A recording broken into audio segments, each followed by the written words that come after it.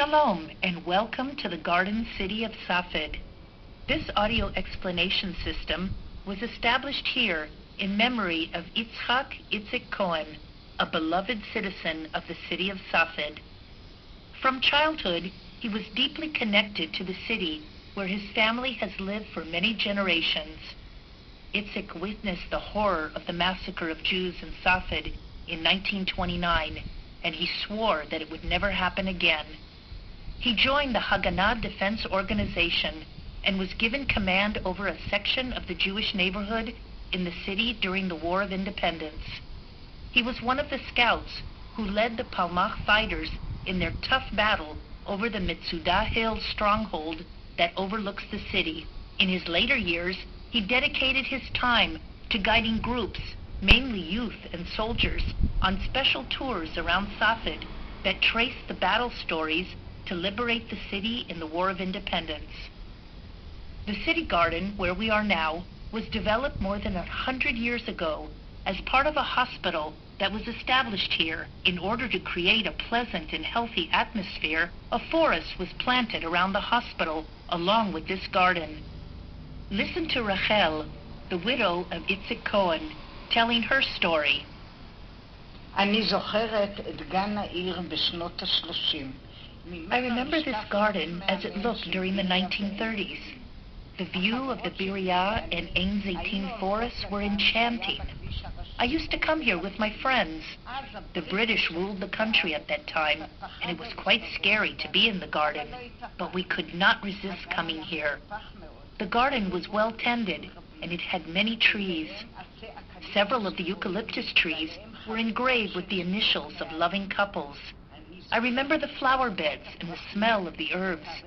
The main attraction was the golden fish pool at the center of the garden. The fish were taken out of the pool during winter time to avoid them freezing in Safed's cold climate. The building of this hospital can be seen on the street behind you. It was built in the beginning of the 20th century in order to serve the Jewish community in Safed and for the Zionist pioneers that began settling the Galilee at that time.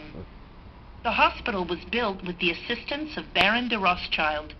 It included two buildings in the shape of the Hebrew letters Bet and Chet, creating the abbreviation Beit Cholim, or hospital in Hebrew. The first manager of the hospital was Dr. Gershon Gary. His claim to fame was treating the wounded Jewish leader Yosef Trumpeldor. Trumpeldor was mortally injured in the battle over Tel Hai, and it was Dr. Gary who heard him say his last words, "It is good to die for your country." A few years after the hospital was built, it was taken over by the Turkish army during the First World War. After the war, it was restored again with the support of the Rothschild family under the management of the Hadassah organization. The unique weather of Safed attracted patients who suffered lung disease, and gradually the hospital specialized in treating and curing tuberculosis. One of the patients treated there was the famous poet Rachel, who was hospitalized frequently. The manager of the hospital at that time was Dr. Krieger, and a deep friendship grew between the two of them. This friendship was Rachel's inspiration for several of her poems. Here is one of them.